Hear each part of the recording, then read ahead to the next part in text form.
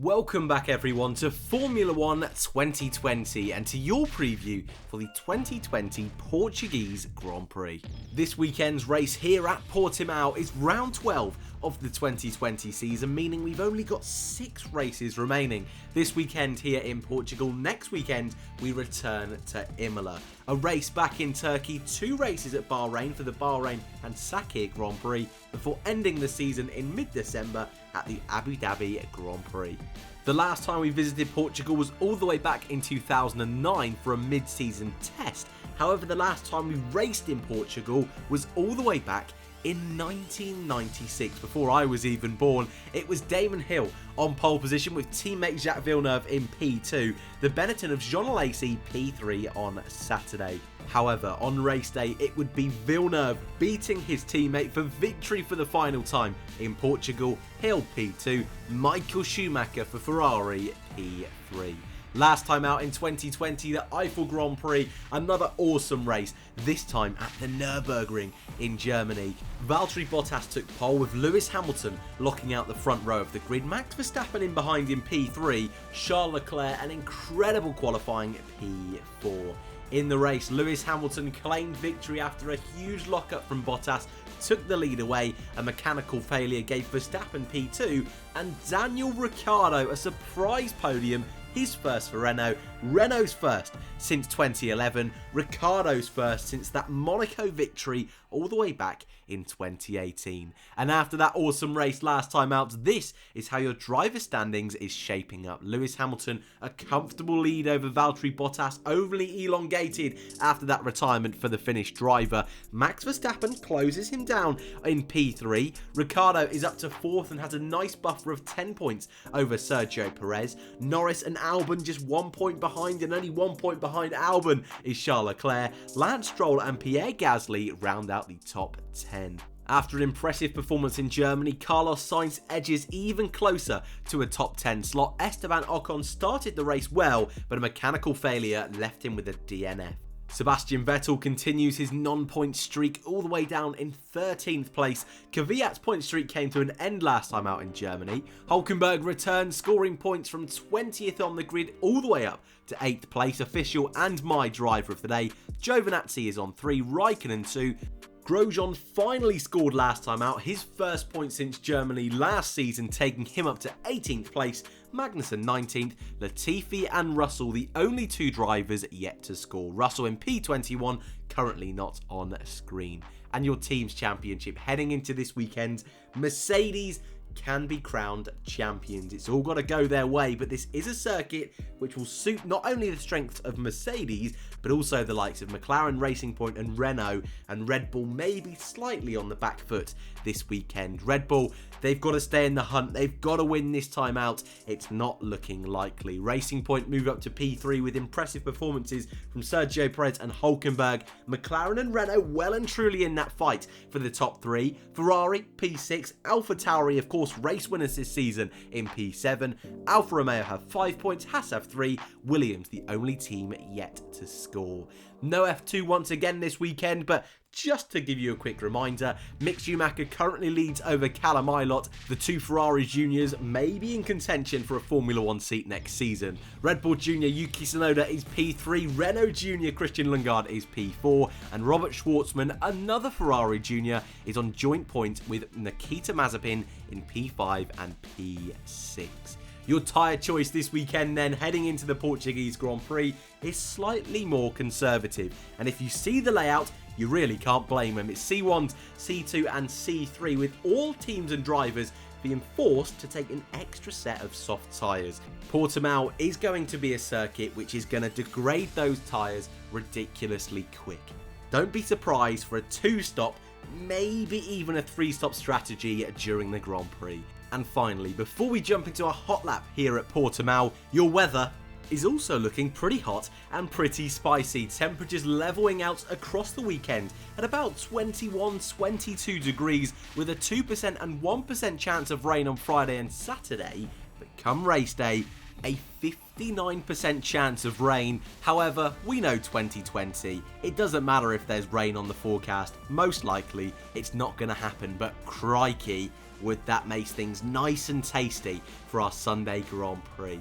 Right then, that's your tyres, that's your bit of information heading into this weekend's race. Let's take a look at the Portimao Circuit for the 2020 Portuguese Grand Prix.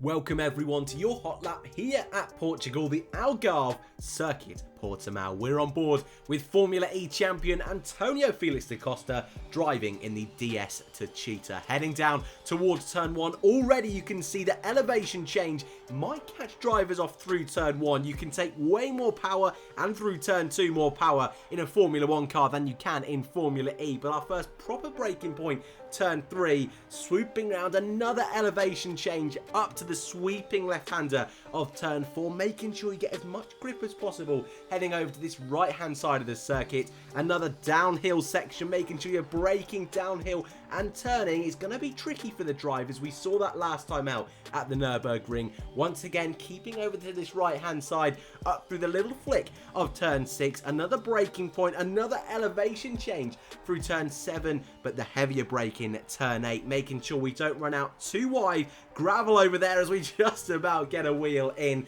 But now the most awesome part of the section, the Algarve is the name of this complex. Up the hill for the left-hander, braking blind corner, making sure you're not too close to the apex initially, sweeping in there, again drifting out wide, not too far, so that you're into the gravel. Again, we're going uphill, another elevation change and the harsh braking point. Only 2 corners to go now, but this is the most tricky part of the section, is sector 3, because we're going to go through this ridiculously long right-hander, which has almost got multiple apexes, and how the drivers decide to do this, how much curb they decide to take on the outside and also the inside, is going to really make the difference. One more to go now. A Formula 1 car is going to be so incredible through that final corner. Another little bump and a hill as we cross the line, and that is your lap for the Portuguese Grand Prix. Heading on over then to the newsroom. What's been going on in the world of Formula 1 over these past 2 weeks since the German/Eiffel Grand Prix? And the answer is not a lot. A lot of teams making sure their preparations are ready for this final run in the World Championship. However, I've picked out 3 of my favourite stories from the last 2 weeks, and where else do we start than this morning's news that Haas F1 will say goodbye to both of their drivers at the end of 2020. Romain Grosjean announcing on Facebook he will be leaving the sport at the end of the season, meaning we will only have 6 more races that has Grosjean in the field. I, for one, am absolutely gutted, but hopefully he can go out on a high. Kevin Magnussen will also leave Haas at the end of the season, and this one seems slightly more questionable. He's been great for the team over the last few seasons, and though 2020 has been a struggle, I hope K-Mag can find his way back on the grid, but seats don't really look available for him,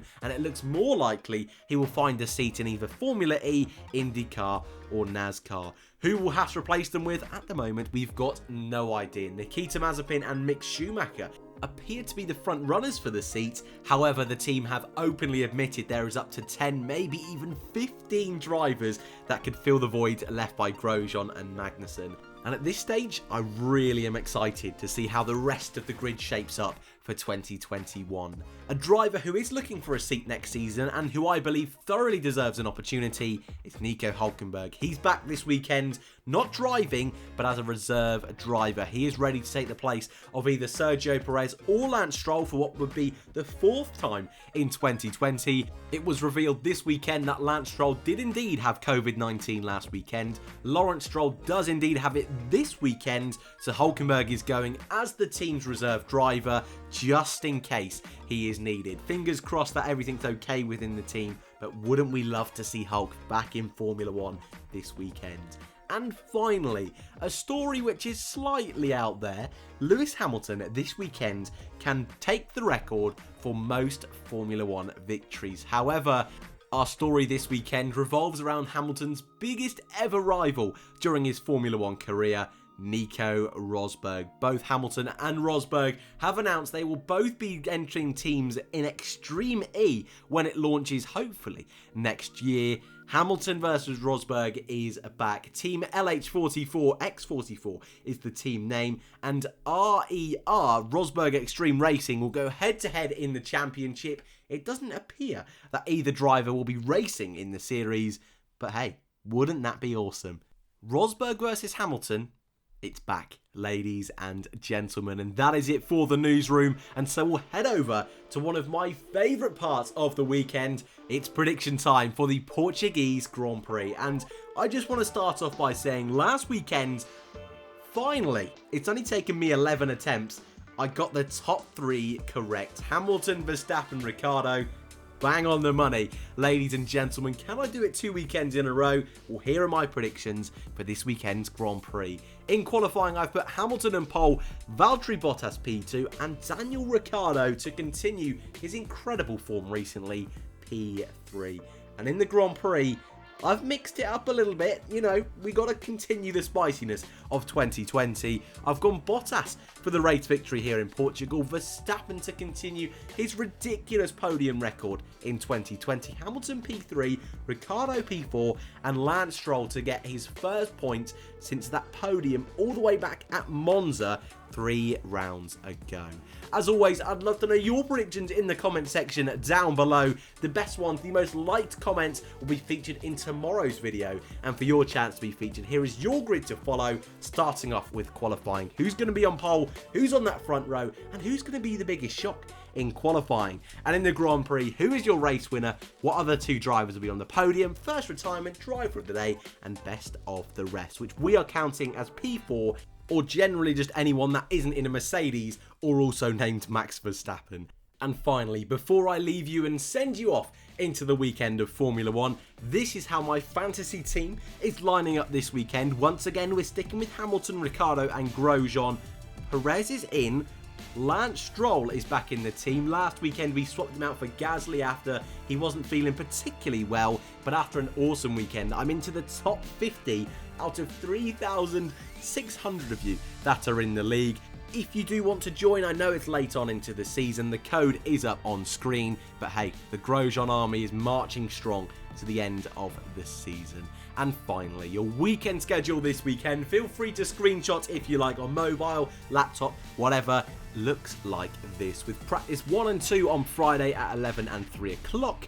Practice 3 commencing Saturday morning at 11 with qualifying at 2. Sunday, the Grand Prix coverage starts at 12 o'clock midday. And that is your lot for your preview here at Portimao, the Algarve. The Portuguese Grand Prix is back.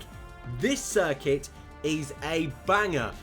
Cannot wait to go racing. The cars are going to look awesome in practice. Qualifying is going to be closer than ever.